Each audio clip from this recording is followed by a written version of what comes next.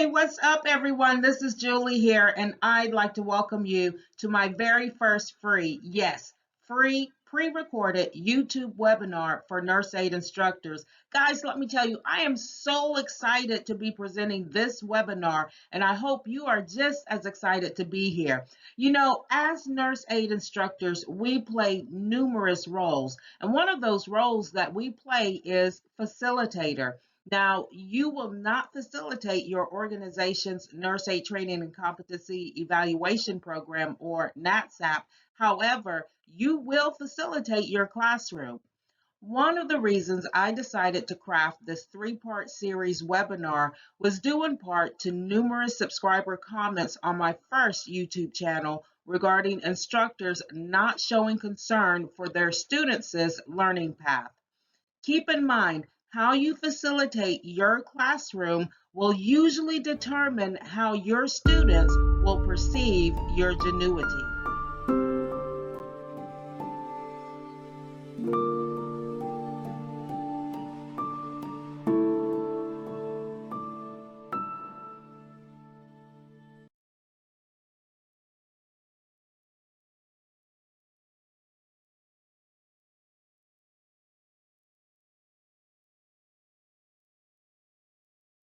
As I mentioned in the intro, being a facilitator is one of many roles you will play as a nurse aide instructor. In this presentation, you'll learn the definition of facilitator and become familiar with its role as a nurse aide instructor.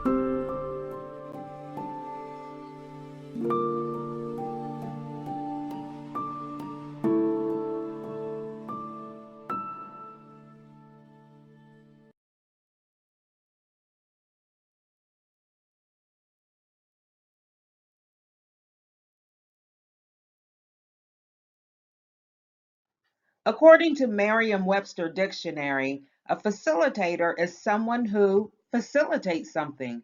This person helps bring about an outcome such as learning, productivity, or communication by providing unobtrusive assistance, guidance, or supervision. In this first presentation, I'm going to talk to you about how you can effectively facilitate productivity in your classroom and for your organization.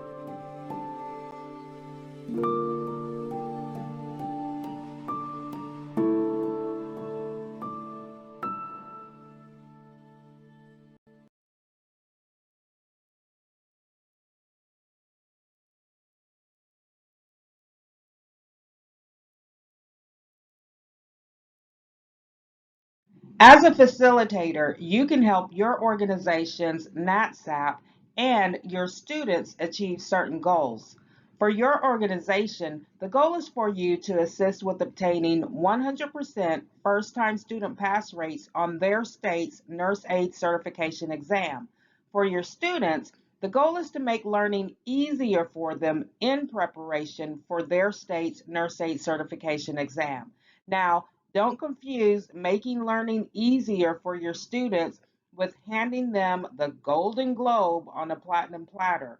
What I mean by making learning easier for your students is ensuring that your classroom setup and instruction is organized, flawless, engaging. I mean, sitting on the edge of their seats, engaging, hanging on to your every word, engaging.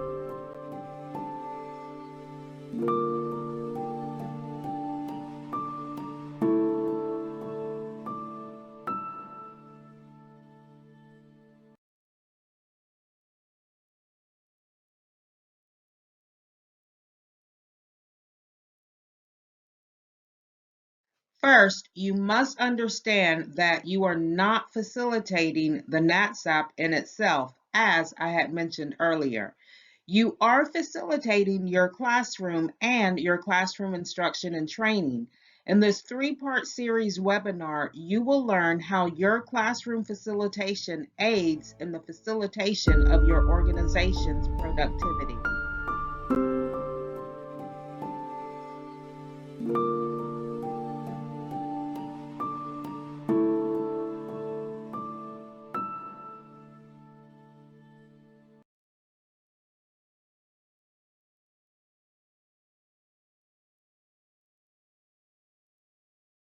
You know what? I will be the first to tell you that facilitating is no easy task. As a NatSap instructor, you're not only responsible for securing productive participation from all of your students in the classroom, but also for guiding those students with different personalities and learning styles to achieve a common outcome, a 100% first-time pass rate on their state's Nurse Aide certification exam. The effective instructor performs many functions to obtain this goal.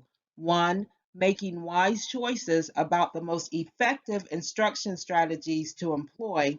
Two, designing classroom lesson plans to facilitate student learning. And three, making effective use of classroom time.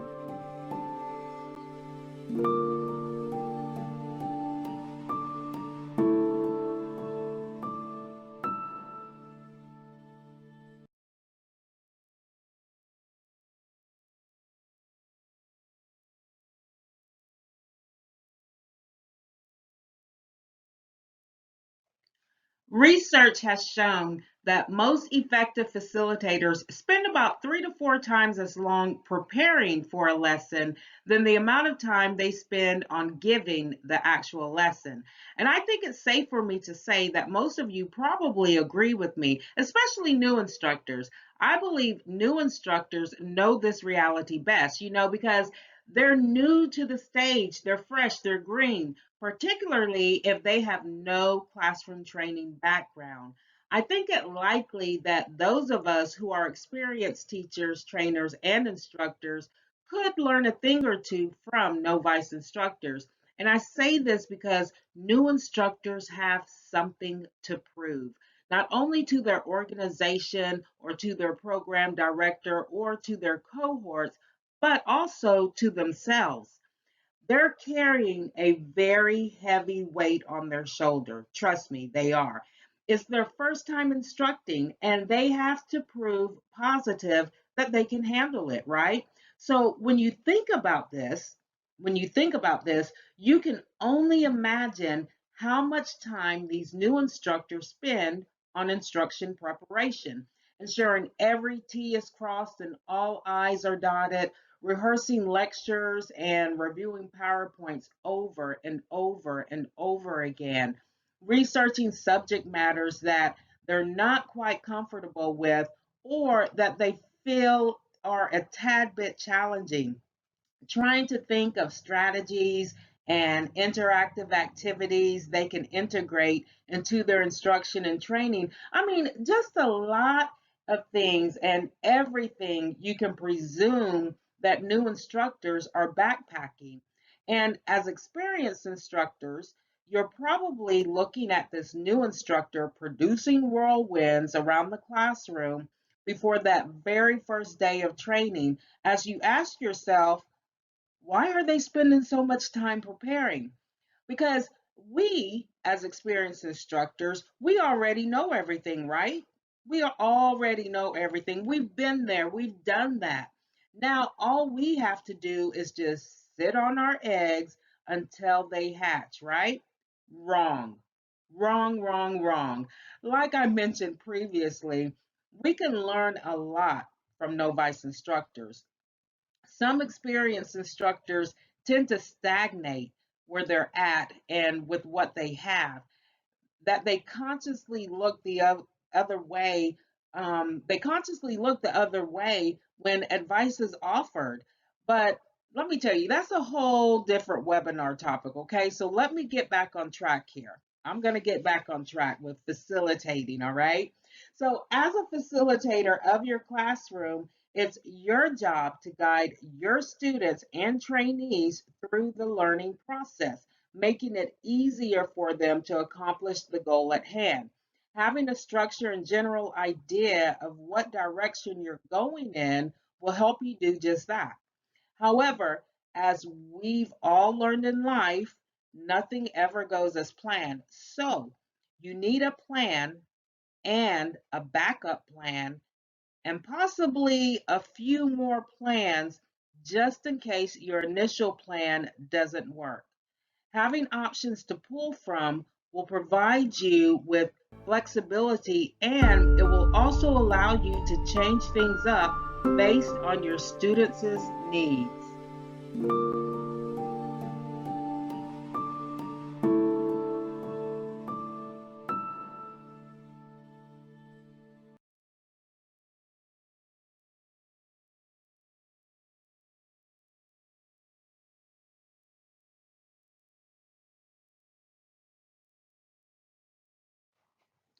It's important for you to know that one of the key elements to effectively facilitate your classroom is organization. Being organized, knowing and understanding the content of your organization's program curriculum, ensuring you disseminate pertinent information from the program syllabus to your students on the first day of and throughout the training cycle, and designing and implementing a stand-up program lesson plan, and daily lesson plans.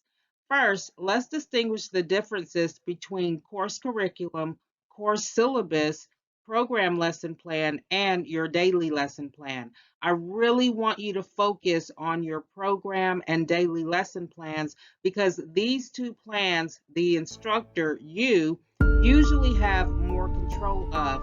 These are the two plans that you would usually facilitate.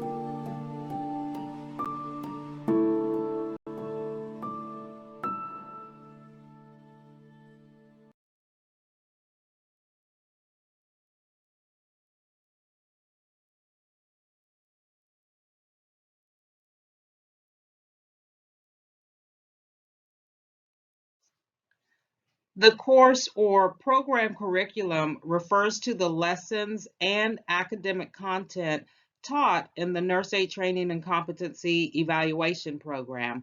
Your nurse aide's jurisdiction regulates the curriculum for your state. For example, here in the state of Texas, the Texas Health and Human Services regulates the NATSAP curriculum, which may be used as a standalone or integrated in your organization's curriculum.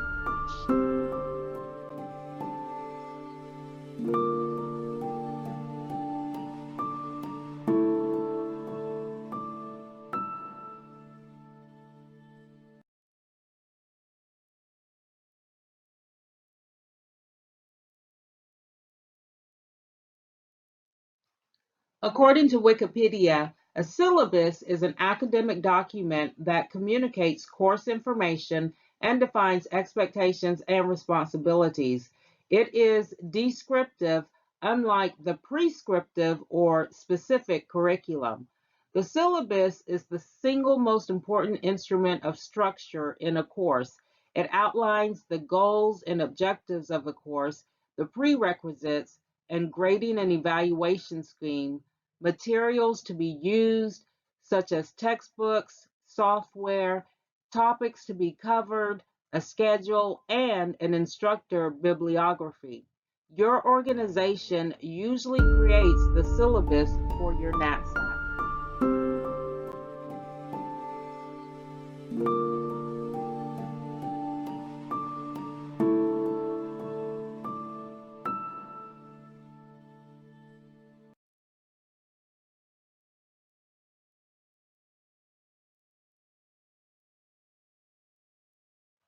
All right, so now let's talk about your program lesson plan. Your program lesson plan is your detailed description of the course of instruction or learning trajectory for a lesson. Now, it's very important for your organization and program director to understand that you, as the instructor, knows best when it comes to outlining lessons to be taught in your classroom. You, as the instructor, know best how long it will take you to present a topic in any any interactive activity that you'll want your students to dabble in that may help them gain a better understanding of the lesson topic. And yes, I'm sure we all know that your state requires a certain amount of time for lecture, lab, and clinical on all training topics. But you have to keep in mind that these are minimum required times. So, for example, if your state requires 5 hours of dementia training, but you think or know that it will take you 10 hours to complete this instruction, then so be it. That's what you should plan in your program and daily lesson plans. If your organization or program director constructs the lesson plans, you should be a participant when it comes or when it's being built. And you'll want to think of your lesson plan as a roadmap followed by you to facilitate successful learning of the program objectives. Now, the daily lesson plan is developed by you or should be developed by you. And again, if the daily lesson plans are, developed by your program director, you will definitely want to participate in the construction of these daily lesson plans, right? Because it's going to be you implementing or carrying out these daily lesson plans. Now, these lesson plans will help you to guide class learning. Some states require instructors to have daily lesson plans while others don't. And with that said, it may be a good idea for you to craft them even if you instruct in a state that does not require them. These daily plans, daily lesson plans come in handy. They really do. One, they help you prepare and set up for your lesson. Two, they keep you on track during class time. And three, they are a godsend on days you are out because it gives guidance to the substitute instructor and it allows you to know what was taught during your absence. And four, it truly allows you to creatively think of how you'll present the lesson, what props that you'll use, if any, the resources that you will use, how you'll need to set up your classroom for the lesson, and so much more. A daily lesson plan should be completed for each scheduled date of training. And I know y'all are probably saying, oh my gosh, for those of us whose training, are, 4 months or longer, that's going to be a lot of work. But you have to think of the end result. Okay, you have to think of the end result and you have to think about how it will help you aid in helping you facilitate your classroom. Everything is going to run so much smoother if you have these daily lesson plans and if you implement them, right? But it is best for you to complete these daily lesson plans for each scheduled date of training. It's best to complete them at least 1 week in advance, right? And on the following slide is a sample lesson plan which you may use to help facilitate your instructions. I think the very next slide that I have coming up is the actual instructions on how to develop or design the daily lesson plan, and then the following slide is an example of a daily lesson plan. All right. So you may complete the lesson plan according to the those instructions that will be coming up. They will be coming up on this next slide.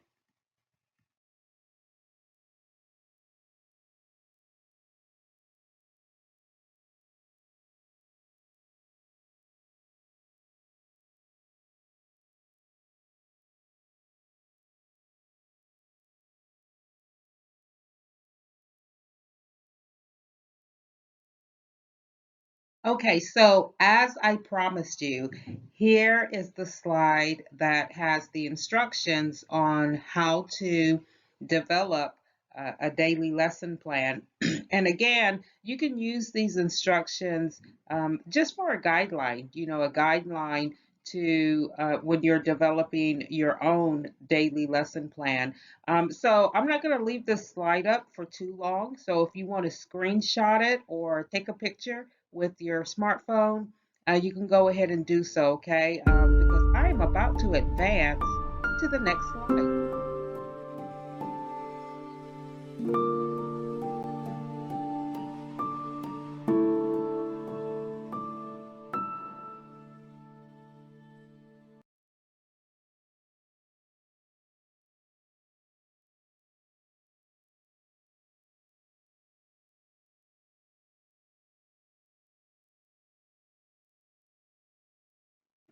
All right, guys, here it is. Oh, I'm so excited. This is the slide. If you have not yet concentrated or focused on any of the previous slides in this webinar, this is the slide that needs your undivided attention, okay? So what you're looking at right now is a general daily lesson plan that you could use as a guideline to craft your own daily lesson plan, okay? So it doesn't have to be the exact layout as what you're looking at now. As a matter of fact, the daily lesson plan that I use has a totally different layout. However, the content is basically still the same. Okay.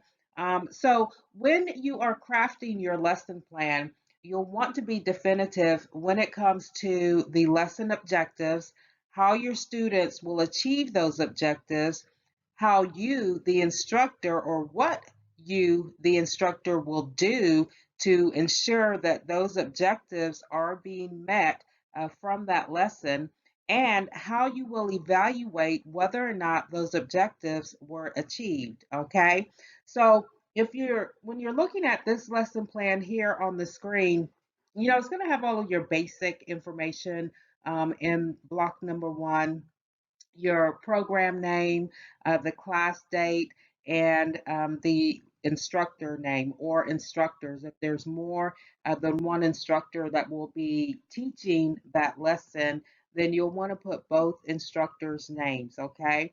And then you're going to have the total hours. So if your class length is, let's say you're teaching a fast track program. Now, fast track programs are any programs that, or any program cycles that are 6 weeks in length or less. Okay, so those are your fast track programs. And usually, with the fast track programs, your class days are going to be anywhere from 6 to 8 hours, sometimes maybe even 4 or 5 hours. Okay, so the amount of time that you are going to be spending on this one lesson, that is where you will put the total hours. Okay, so let's just take dementia again. All right, let's say that your class period is 5 hours in length. Okay, and or even 6 hours. Let's do 6 hours in length, and let's say so that's where you will put the total hours. The amount of theory or lecture that you're going to present, let's say that it's going to be 5 hours, okay? And then you may want to do some, an hour of interactive activities. So, like such as role play. And so in the lab hours, you could actually have 1 hour, okay? So the total hours are going to be 6 hours in length. And then of course, you're going to have to play around with that because, you're going to have to, subtract the lunch time that you give to your students and also the break times. Okay, so we're just playing around with this here, right? And then in the block number six, this is when you are going to list the lesson objectives, okay? And basically, the objectives are going to be what you, the instructor, want your students to get out of this lesson, okay? And then next are going to be the resources, whether you're going to be using your computer or PowerPoint presentation. Maybe you're going to give your students, a little quiz or a test, or whatever you're going to be doing, right? And if this has several different resource types, and if you don't see the resource type here, you can always pencil it in, okay? Excuse me, guys, I'm losing my voice. Okay. And then in the next block, you have the terms. In the next block, the instructors and safety concepts and, opening. And the opening is so important. A lot of instructors don't realize how important the opening of your class lesson is. It is really important because this is where you will want to tell the students what they're going to be doing today. And then also, this is the time that you can actually review what you went over yesterday, right? So the opening is very important. And usually I like to give about 10 or 15 minutes to the opening. If I don't use the entire 10 or 15 minutes, hey, that's, another 5 minutes that can go towards my lesson, right? So all of this is pretty much approximate, okay? And then you're going to have your, block number 12, your actual instruction. And then block number 13, any activity. So remember, if you're going to be doing any type of interactive activity, such as role play or maybe playing some kind of game, this is where you will put that in there. And then your closing. Now, your opening should mimic your closing, okay? So with your closing, you're basically going to just do a recap of the lesson that you instructed on during that class period, and then let your students know what to look forward to the following day, right? Because now you've opened the door for opportunity for them to take responsibility of their own learning by actually reviewing ahead of time, right? What you're going to go over with them the next day. And then you have the knowledge assessment. Again, how are you going to evaluate your students to ensure that they are understanding the objectives of the lesson, right? And then block number 16, if you give homework, what type of homework are you giving? You can list that. And then any special notes, right? And I love the notes part because on the on the daily lesson plan that I have, it actually has, I think instead of notes, no, I think it does say notes. Yeah, it does say notes. I was going to say it says comments, but I believe it does say notes. And I really like this section here because you can always write yourself reminders if there's something specific that you want to, tell your students within the lesson plan. You can always write yourself a note, or if you know that you're going to be out a specific day, you can actually write a note for the substitute instructor, okay? So again, you want to make sure that your daily lesson plan is definitive. And what I mean by definitive, if you were out and you had a substitute instructor come in to sit in for you, you want to make sure that your lesson plan is easily understood by that substitute instructor, okay? So just make sure you have your objectives listed, how your students will achieve those objectives, what you are going to do to ensure that they achieve those objectives, and then also how you're going to evaluate them, okay? So that is why your lesson plan, your daily lesson plan is so, so important. And even like I said earlier, if your state does not require instructors to, develop a daily lesson plan, it's really good that, you do. Even if you for those states that do not require it, if you don't do it like for every day, at least try it out try it out for a few days to see if it does make a difference. And I can basically guarantee you that it will make a difference in your instruction. It's going to make it more organized, and it's just going to run, your daily instruction is going to run more smooth. Okay.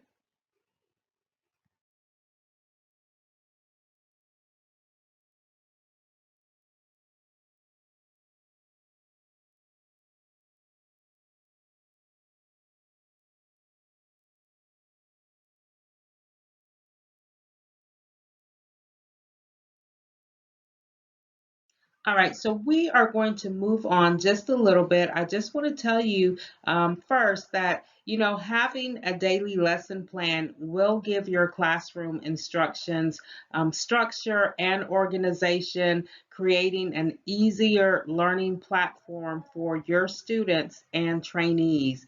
The following slide will introduce you to a few questions that you should ask yourself when preparing your daily lesson plan.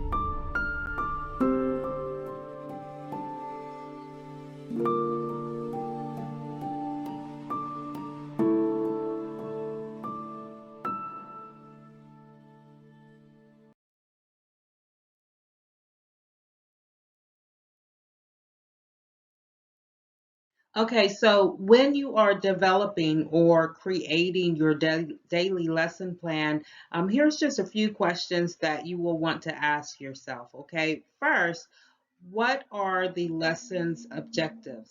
Okay, and that's really important because you, as the instructor, you need to know what you are trying to instill in your students, right? And basically, that's the objectives, right? And two, do your students need any pre-work before the lesson, right? So, are you going to give a what do you know quiz before the lesson, or are you going to give a give them vocabulary? That's, basically just, what type of pre-work will your students need, if any, before the lesson? Three, how much time do you have to present the lesson? Again, a lot of times I'm going to use my own class, uh, my own classroom time, for example. I have an hour and a half, okay, an hour and 30 minutes uh, classroom time. Now, if I'm going to lecture on, let's say, infection control for that day, there is no way that I'm going to be able to use the whole or the entire hour and a half, right? Because you have to think about the entrance of your students, right? It's probably going to take about 5 or 10 minutes for all of your students to get in the classroom, to get settled in, for them to sign in, and for you to take attendance, right? So maybe about 10 minutes. And then you're going to have your opening, right? And your opening, again, is basically just, letting them know, if you have any pertinent information that you need to inform them of, what your the lesson is going to be about today, and then just a quick review of yesterday's lesson. So maybe like about 5, 10, 15 minutes of that, right? So that is already like 30 minutes. Okay, that's already 30 minutes. And then I got to think about my closing, right? I want to leave at least 10 or 15 minutes for my closing. So for the actual time that I'm really going to have the opportunity to allot to the actual lesson is really only going to be about 45 minutes, right? So my class time is an hour and a half, and 45 minutes of that class time is what I would use to actually give the lesson, okay? And again, these are approximations, the times that I'm giving to you, okay? And then number four, what learning materials will you need to achieve the lesson objectives? I consult a lot of nurse aide instructors, and I even sit in, when I'm, welcomed to or invited to sit in on some of the instructors' classroom instruction. And what I see a lot of is unpreparedness. okay, unpreparedness, and no organization. If you have materials, if you have handouts that you're going to be distributing for the lesson, those handouts, you can save a lot of time if those handouts are distributed even before your students get into the classroom, right? Um, if there's information that you need to write up on the board, write all of that on the board before your students come in, because now instead of having only 45 minutes to give your lecture, now you've got to stop and take a minute or two to pass out handouts, or to set up props, or to write something on the whiteboard, right? So if you do have any learning materials that you will need to distribute, do that before the start of your class.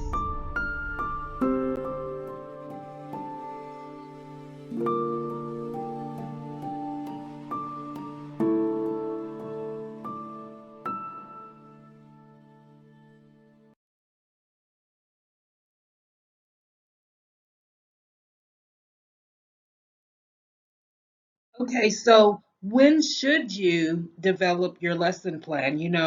A lot of instructors question about when they should prepare their lesson plan, and lesson plans are usually prepared well in advance of the start of the training cycle. And once you've received the course syllabus from your organization, you should commence preparations of your lesson plan. This is when you may have to do a bit of research to obtain lesson resources to make your instruction complete.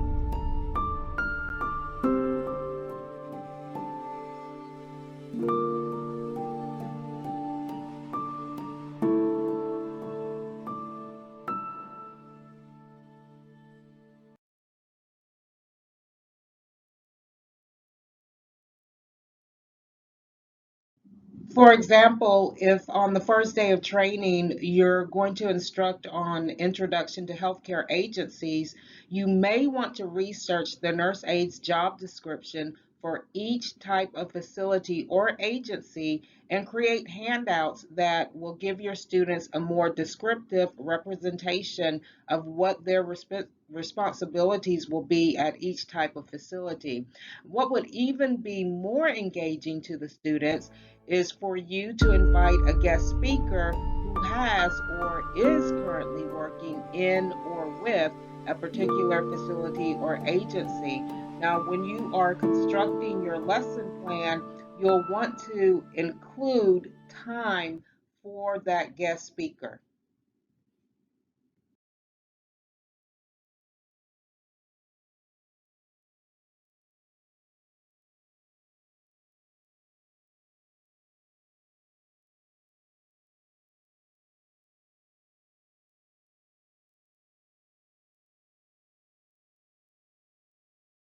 Another really good example is when you're instructing on fire safety. You could actually reach out to your local fire station and request to have a trained firefighter. I'm sorry, I got tongue twisted there. Have a trained firefighter to conduct a brief presentation and to perform a demonstration on the proper use of a fire extinguisher. Having visualizations and demonstrations of certain topics will increase and sustain student engagement. It will also aid in memory retention for most students.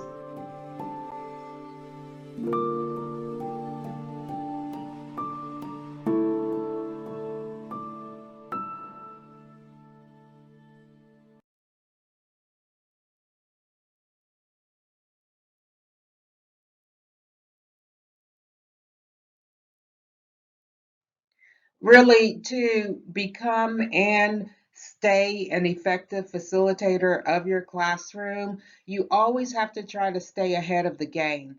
Your lesson plan should not be set in stone. Although it's vital for you to follow your lesson plan as much as possible to maintain structure of the training, you should allow yourself some flexibility. There may be times when, especially if you are teaching in a school setting, that certain activities pull students away from training, causing the student to miss out on pertinent information. If you use PowerPoint presentations, you could always print out handout slides to your students and distribute them to the class the day before the next lesson or lecture is to take place. Instruct your students that they are responsible for reviewing the handout slides if they are absent from training and responsible for asking questions or for help if needed.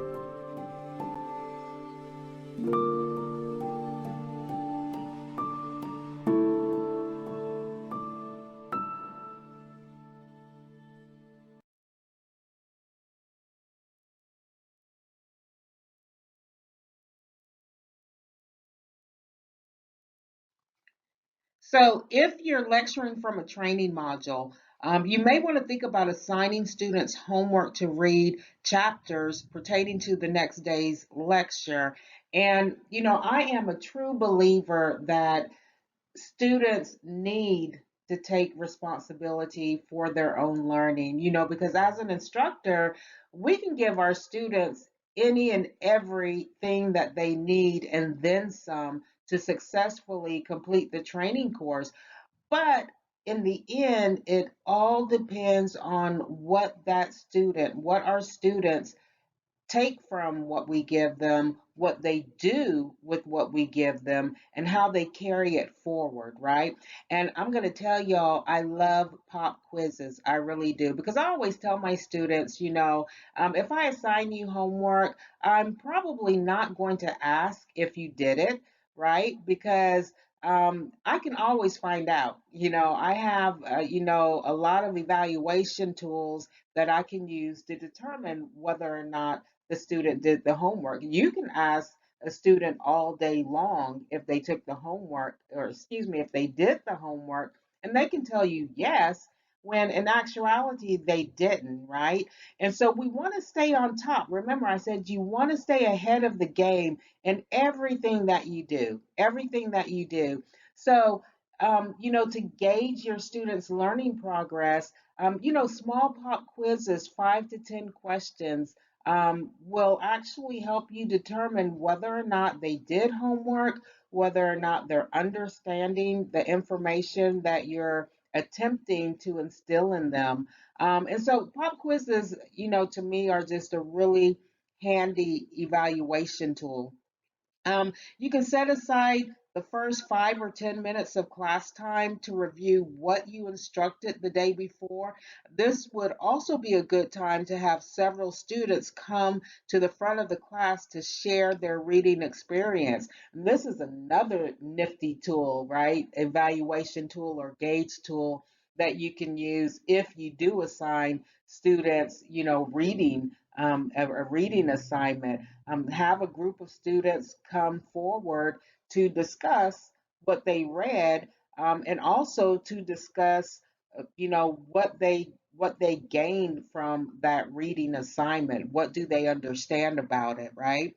Um, so this will alert you, the instructor, as to which students completed their homework assignment, which students did not, which students understand the information, and which students do not.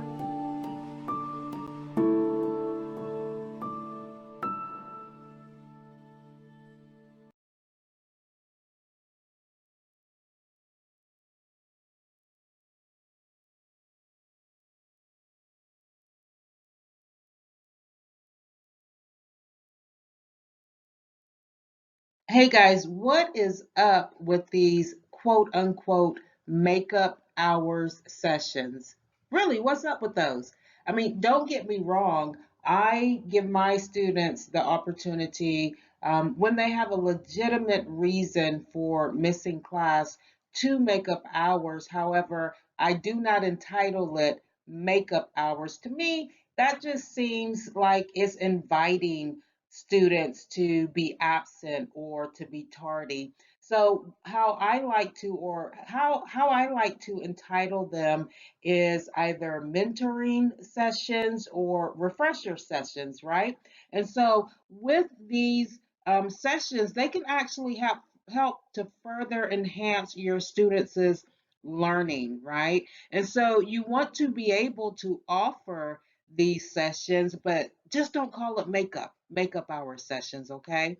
Um, it will be a good idea for you to announce the mentoring or refresher hours scheduled day one of training, right? So you already want to have these sessions in in place before day one of training, okay? And then it's also a good idea for you as the instructor to post this schedule somewhere in the classroom where it is visible to all of your students. Now, the mentoring hours should be incremented in hours, right?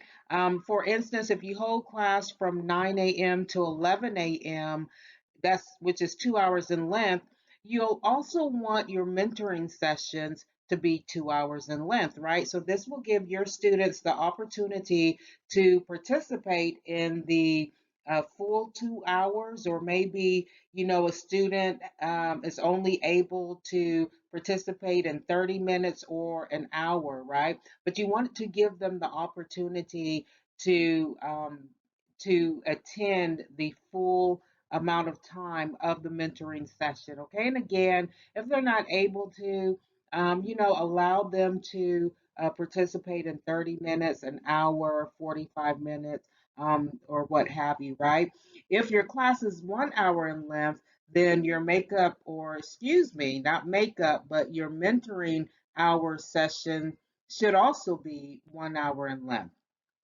This will allow your students who missed a training day to have enough time to learn the lesson, as did the students who were not absent from your class.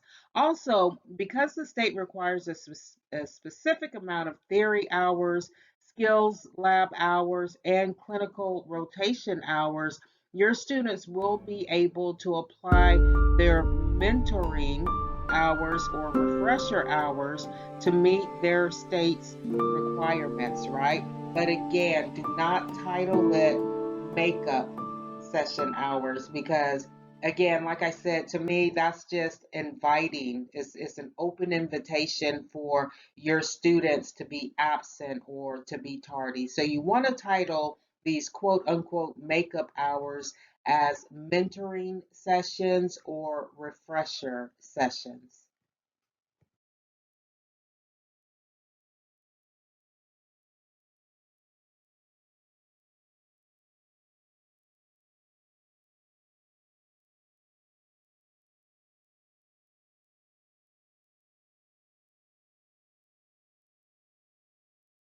Hey everyone, I just want to thank you all so much for tuning in to my very first free webinar series, Facilitating Your Classroom. Parts 2 and parts 3 will be coming soon, so hold on to your seats and stay tuned. Hey, if you have not yet subscribed to my first YouTube channel, you can always go to www.youtube.com/C/Julie Reynolds, NatSat Consultant. If you have any questions or comments, please feel free to email me at juliereynolds@natsatconsultant.com. Thank you.